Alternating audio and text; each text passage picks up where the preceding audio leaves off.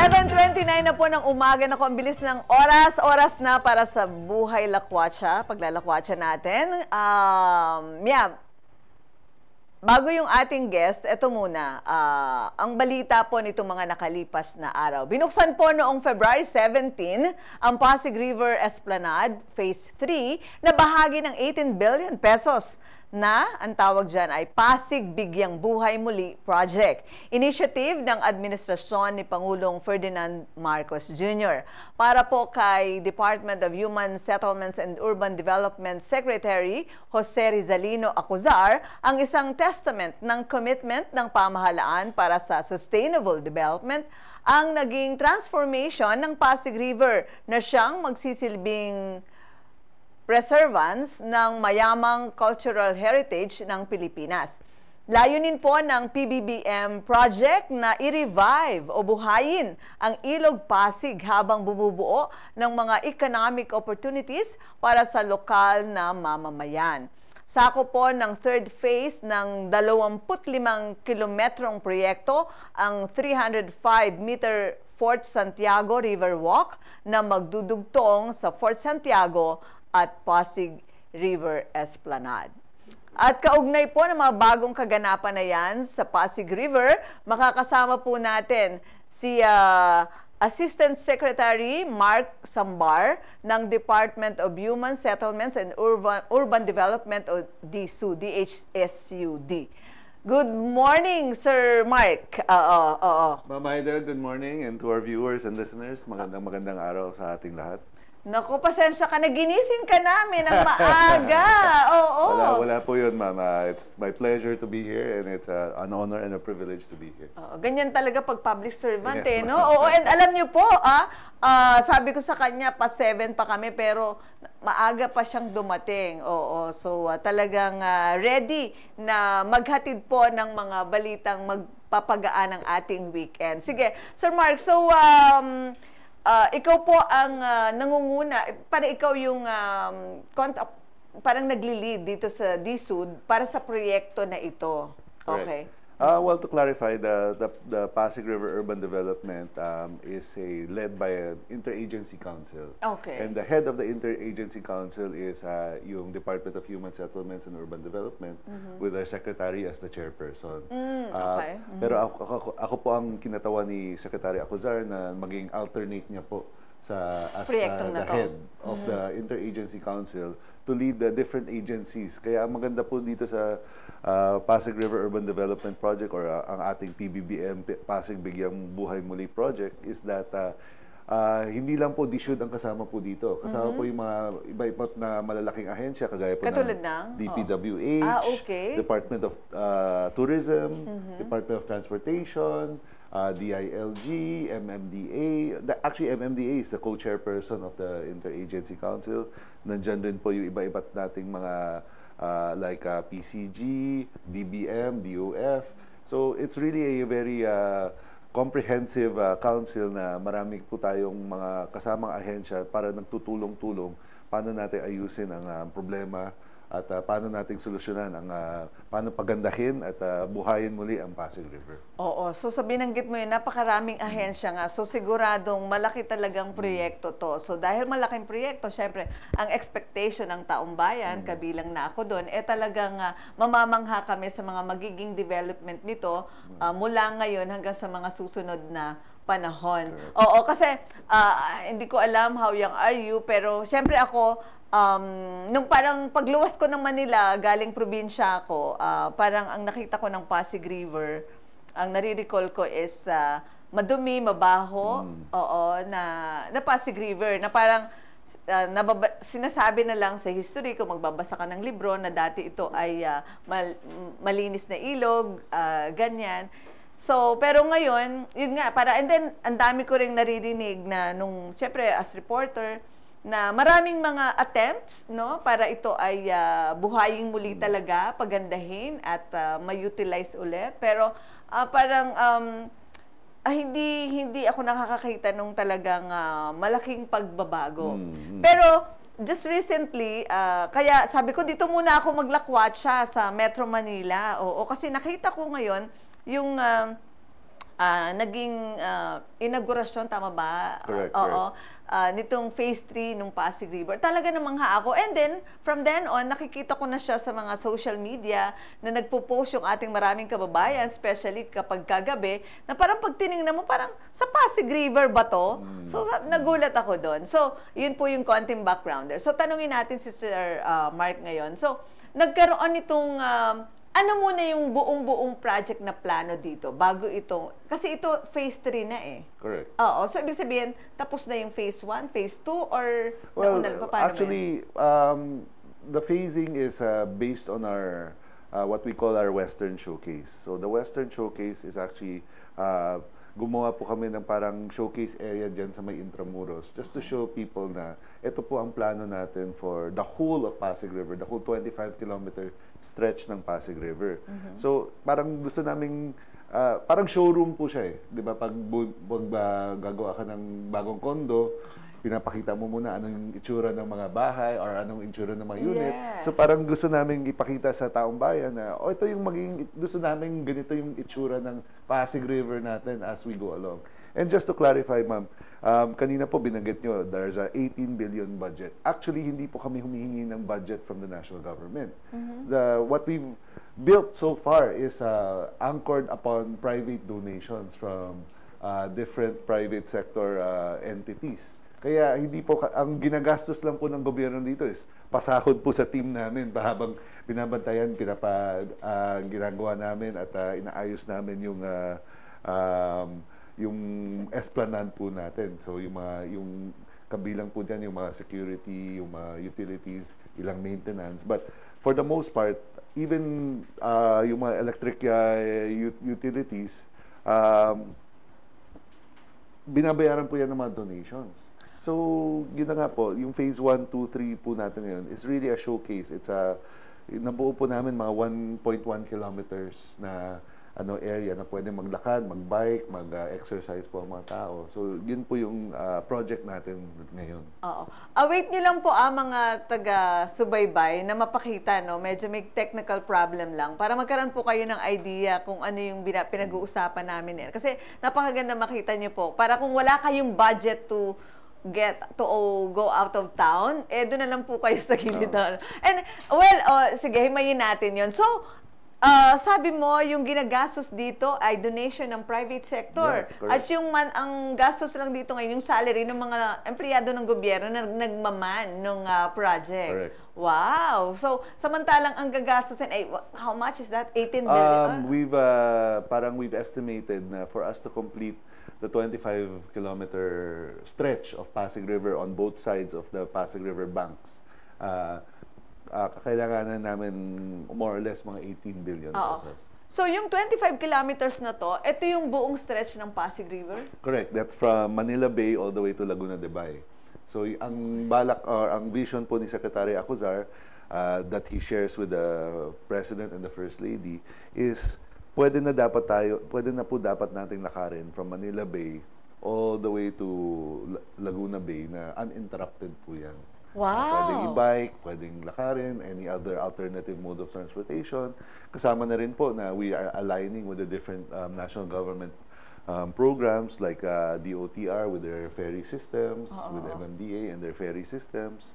So maganda po yung mga inaayos naming mga plano para magsabay-sabay po yung ating mga iba't ibang mga government projects. Wow! Wow, na-excite naman ako. So kung makukumplet, well, kasi si Secretary Acuzar kasi siya, diba? Alam naman natin yung kanyang negosyo talaga, diba? Nung sa private sector siya, yung mga condominiums yan. So talagang, syempre idea niya, showroom. Oo, pakita muna siya ng showroom, parang, eto na yung, pinatikim niya na. Yes, oo, para right. kung ano yung magiging aasahan ng publiko, na magiging hitsura once na makumpleto na yung project. Right. Oo, kasi kesa naman parang hintayin mong matapos yung buong buo. Pwede namang mapakinabangan na. So, itong nakikita natin sa video na to, ito yung magiging looks sa magkabilang side ng Pasig River sa buong stretch nito na 25 kilometers. More or less, ganito po siya, ganito po ang itsura niya. At actually, ang kagandahan nga po is we also understand that The Pasig River kasi encompasses about 5 or 6 cities here in Metro Manila. Correct, oo. So that includes Manila, Makati, Mandaluyong, Pasig, Taguig, Pasig, and even Pateros to a certain point, pa ba? Taytay, Taytay? Rizal. Oo. So each of these cities kasi they have their own characteristics. Correct. So as we go along the Pasig River, we will transform the esplanade to fit the city. So ngayon po, sa itong phase po natin, dito po tayo sa Intramuros, nakikita nyo naman, medyo parang Spanish style siya. Correct, nagulat kasi na ako we wanted to stick to the, yung theme natin dyan sa mga Intramuros, na ito yung colonial Spanish period, ganito yung architecture niya. But as we go along, we go towards the Malacanang portion, we will take the design cues from Malacanang. Parang custom fit. Correct. And then as we go into Makati, di mas Makati na siya, mas mga modern na buildings, siya. modern, Yes. yes. Then we go to Taguig, it's a little bit more the same na parang yung mga commercials, yung mga pa-modern ng pa-modern. And we go to Pasig, we go to Mandaluyong. Iba-iba yung mga ano talaga, if look and feel, we take it from the design cues of the city itself. And meron na nung ganung na-design na yun ng ano. We are currently designing or na-update rin po namin yung design Kasi we work together not only with the local LGUs but the private sector as well. Kasi syempre yung mga ibang private sector dyan, let's say you go to Makati, there are portions there na it's an Ayala area. So we work with Ayala, we work with Rockwell, we work with BGC na dapat fit tayo, nagkakaintindihan tayo, hindi lang sa design but sa functionality ng design natin. Kasi gusto rin natin yung esplanade natin moving forward, dikit yan sa mga existing infrastructure natin na kung may tulay dyan, madaling tumawid sa tulay.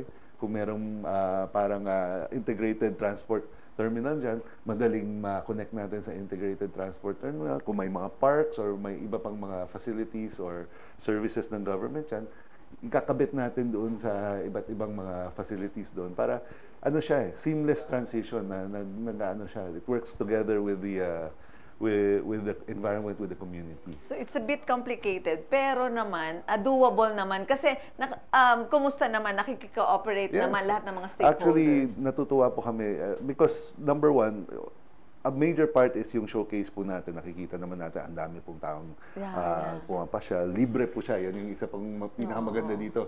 Libre po siyang puntahan. Wala pong entrance fee dyan. Pwede po kayong punta any time of the day, umaga man yan, tanghali, gabi, mag-picture, unlimited pictures po yan. So, nakikita natin na the need and the want of the people is there, the clamor of the people is there. So the LGUs and even the national government agencies, nararamdaman nila to, nakikita nila, natutuwa rin sila.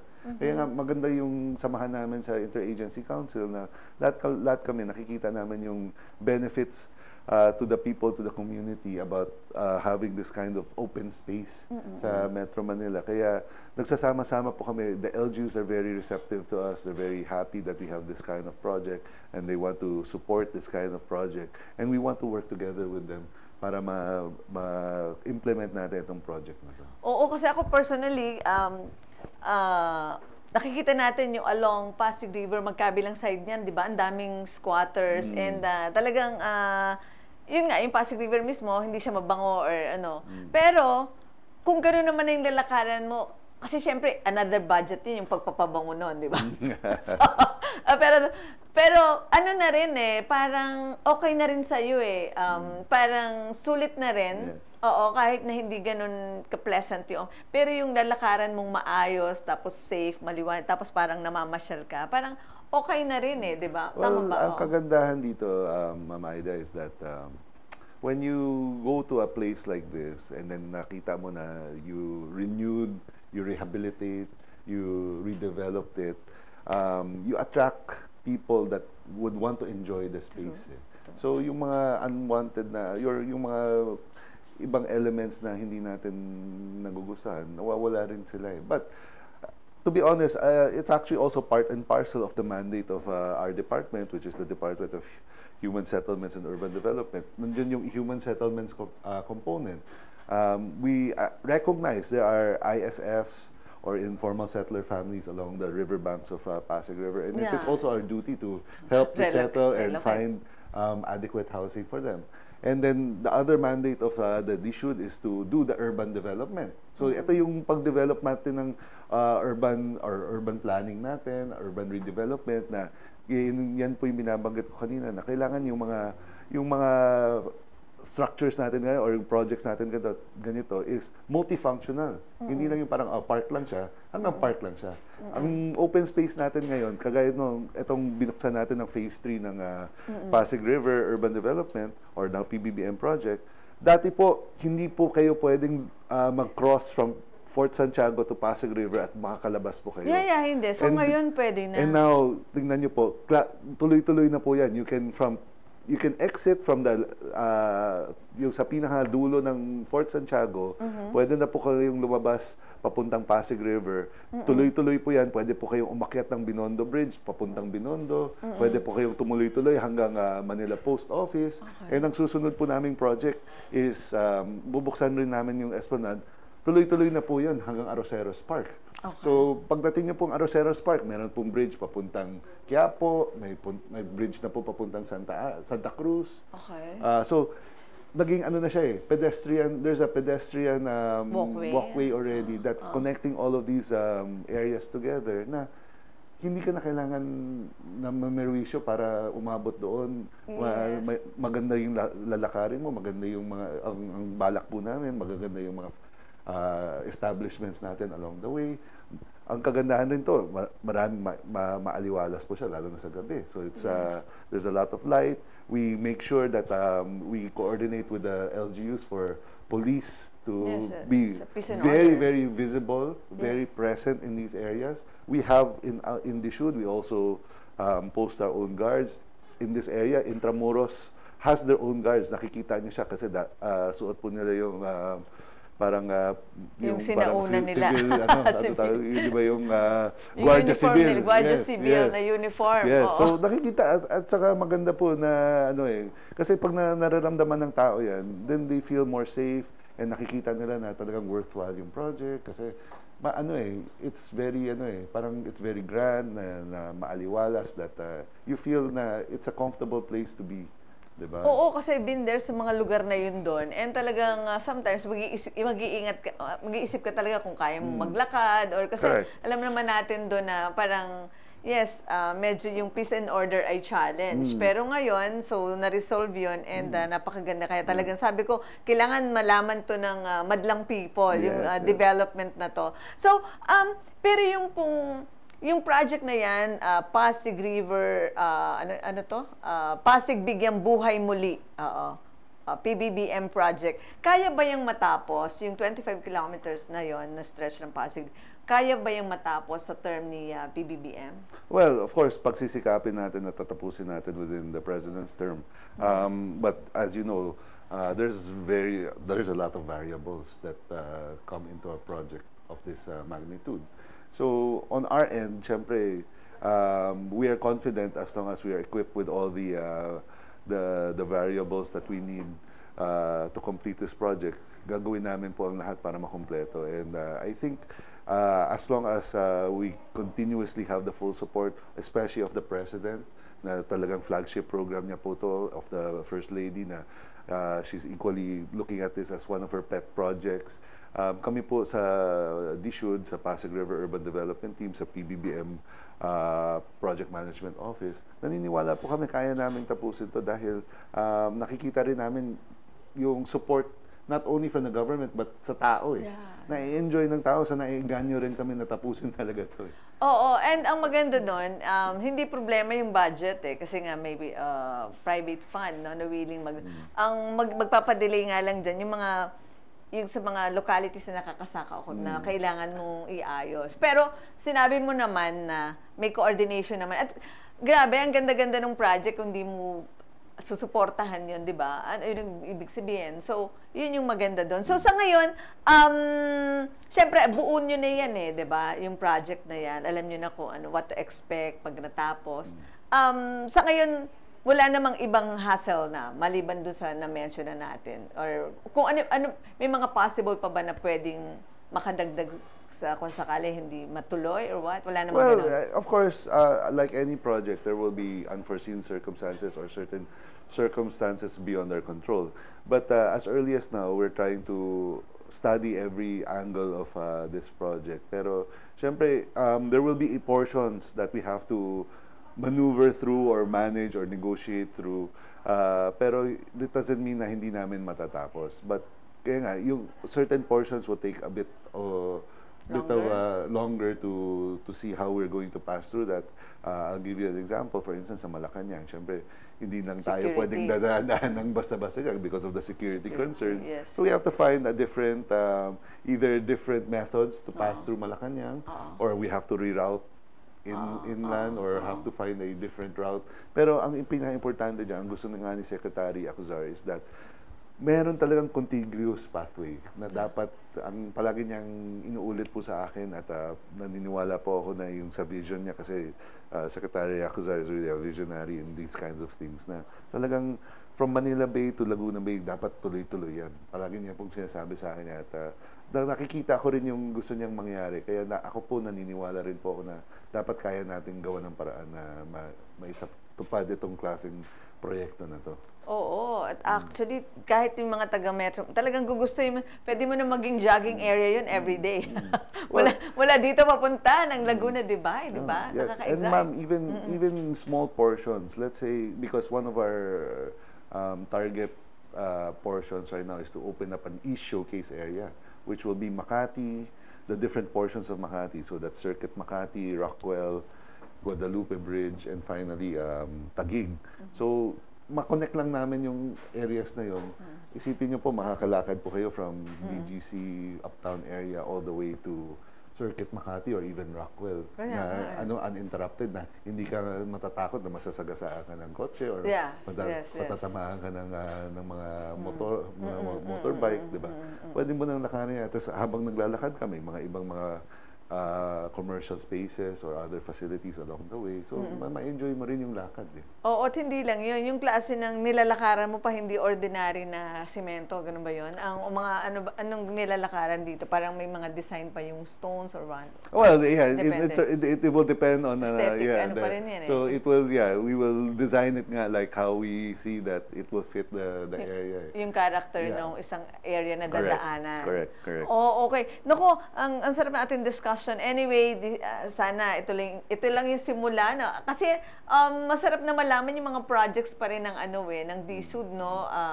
And kagaya nito. So siguro, sir, hindi ito yung first, hindi rin ito yung last. Yes, and then sige po, bago tayo magpaalam ng ano po yung gusto mo pa idagdag na mga information from your end na hindi ko natanong na importante rin po na malaman ng ating mga viewers, listeners, Sir Mark? Well, unang-una, nagpapasalamat po tayo kay Ma'am Aida and to our viewers and our listeners. Kami po sa DSUD, we welcome everybody to visit the Pasig River Esplanade to experience it firsthand kung ano po talaga ang tinutukoy natin sa programa ito ngayon. Maganda po yung space na nagawa natin, malaki po, malawak po. Alam niyo po, napakahirap po gumawa ng isang magandang open space, lalong-lalo na po dito sa Metro Manila. Pero because of the President Bongbong Marcos's political will and the First Lady's support, we were able to do it, and we hope to share this beautiful space with our fellow Filipinos. Kaya sana po bumisita po kayo at wag po natin kalimutan yung kaalagaan rin natin yung space na to kasi maganda po siya. Sana ituring rin natin, parang bahay rin natin to na sama-sama po tayo na alagaan natin itong space na to. Ganda, oo. Gano'ng katagal pala yung ginawa? Yung phase 3, actually, yung phase 1, 2, inaugurated last year lang po. Okay. And then phase 3, from October to February po. Bukas na po namin yun. Ayun. So, kaya nga nariniwala po, basta bigyan lang po kami ng tamang resources, magagawa po namin itong lahat. Ayun. Thank you. Oo, thank you, sir, sa update. Thank you very much. Okay. So, there you have it, si Assistant Secretary Mark Sambar ng Department of Human Settlements and Urban Development o DHSUD, Pasig River Urban Development. Ayan. Sa proyekto na Pasig Bigyang Buhay Muli o PBBM project. Kaya ano pa hinintay nyo? Pasyal na po dyan sa may Intramuros area, sa Fort Santiago, and yun pa mga kalapit area. Dahil para kayong wala sa Pinas. Diba? 7:54 na po ng umaga at kailangan na po naming magpaalam. Pero syempre, kailangan nating pasalamatan ang ating team kasi hindi posible yung ating mga binigay po sa inyo mga balita kanina sa programa natin na Balitang Good Vibes kung wala yung ating team. Kaya salamat kay Engineer Alex Puentes, siyempre, si Riway Sarmiento, si Judea Bernardo, of course si Fremi Belamala, si Melanie Ocampo, yung ating mga Good Vibes girls. Oo. And then si Emil Basco, ang ating namang cameraman, drone operator. And of course, sa lahat po ng mga tumutok sa amin sa Luzon, Visayas at Mindanao sa narating po ng aming broadcast, maraming pong salamat sa inyo. Hanggang sa susunod po na weekend. At kagaya nga po ng palagi naming sinasabi, we enjoy the travel, the food, and the culture. Kaya dito talaga sa Pilipinas, there's a lot more to see. Love the Philippines. Ang ngalan po ni partner Doc Con si Arnold Divina. Ako po si Good Vibes Queen, Aida Gonzalez. And of course, para sa ating balitaang Good Vibes, ayon sa Joshua Chapter 1, verse 9, alalahanin mo palagi ang bilin ko sa iyo, magpakatatag ka at magpakatapang, huwag kang matakot o kaya'y manghina, dahil ako, ang Panginoon na iyong Diyos, ay sasa iyo kahit saan ka pumaroon. Susunod na po ang programang Anchor of Hope ni Miss Chicky Pablo at ng kanyang team, another program na siguradong magbibigay po sa inyo ng encouragement, ng inspiration, at tiyak na tiyak, magpapagaan din ng inyong weekend. Susunod na po sila. Bye! Have a great weekend!